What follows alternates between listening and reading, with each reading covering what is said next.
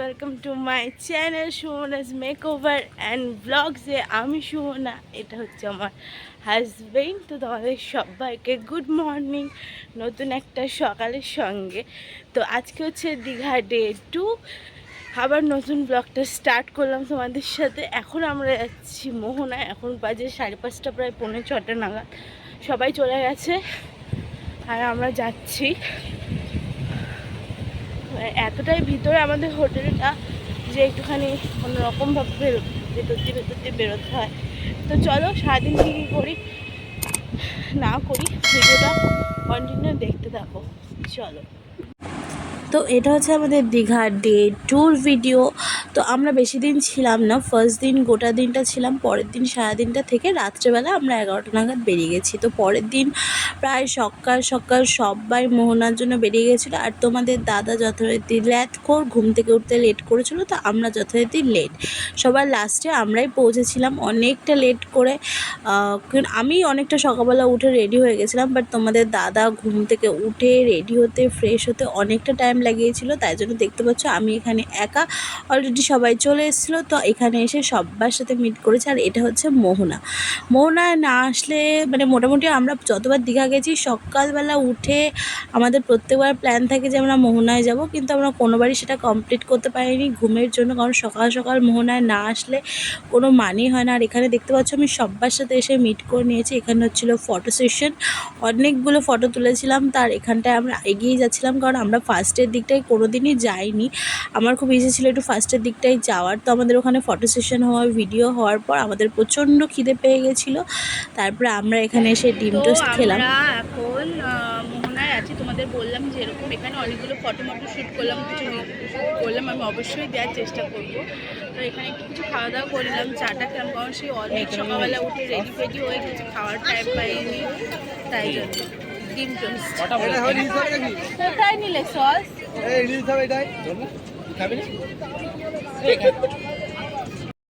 অনেকে ছিল, তারা মাছ টাছ কিনে তারা চলে গেছে, কারণ রান্না হবে।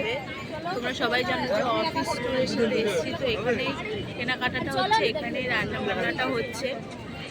তো যাই না, খুব আসতে হয়তো ভয়েসটা শোনা যাচ্ছে, আমি বুঝতে পারছি না সেরকমভাবে। আর এই যে এখানে সব খাওয়া দাওয়া হচ্ছে, এরপর আমরা রুমে যাবো, তারপরে স্নান টান ফ্রেশ হয়ে কোথাও হয়তো একটু বেরোবো, নাহলে হয়তো নাও বেরোতে হতে পারে, কারণ আজকে রাতে আমরা আবার চলে যাবো।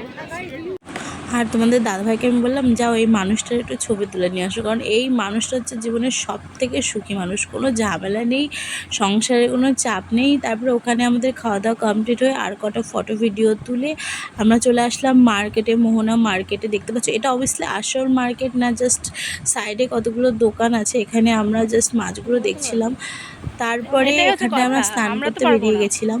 যাই হোক, হ্যালো ফ্রেন্ড, আমরা এখন যাচ্ছি স্নান করতে। তোমাদের সকালের পর কোনো রকম ভিডিও দেওয়া হয়নি, কারণ ফোনে চার্জ ছিল না, তাই আমি ভিডিও দিতে পারিনি। সকালে খাওয়া দাওয়া করে বিশ্রাম করে এখন যাচ্ছি একটু স্নান করতে। আজকে হচ্ছে আমাদের লাস্ট ডে, আজকে রাতেই আমরা বাড়ি চলে যাব।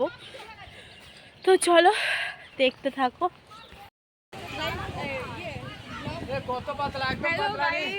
আমরা এখন স্নান করতে এসেছি বিচে।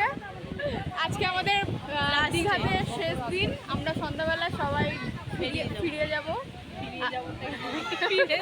ফিরে যাব যার যার গন্তব্যস্থলে। কালকে থেকে আবার অফিসের ডিউটি আছে, আমার রান্নার ডিউটি, যে যার ডিউটি পালন করবে।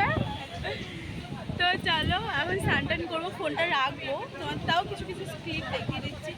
ভাই ঘুরতে আসলে সবাই দীঘা ঘুরতে আসে, সময় কিছু অল্প সময়ের জন্য, কিছু অল্প খরচে, ভীষণ মজা, ভীষণ। আর আমরা যে হোটেলটা ছিলাম ঠিক তার পিছনে এই গাছের বাগানটা ছিল। তো আমাদের স্নান হয়ে গেছে, তো এখন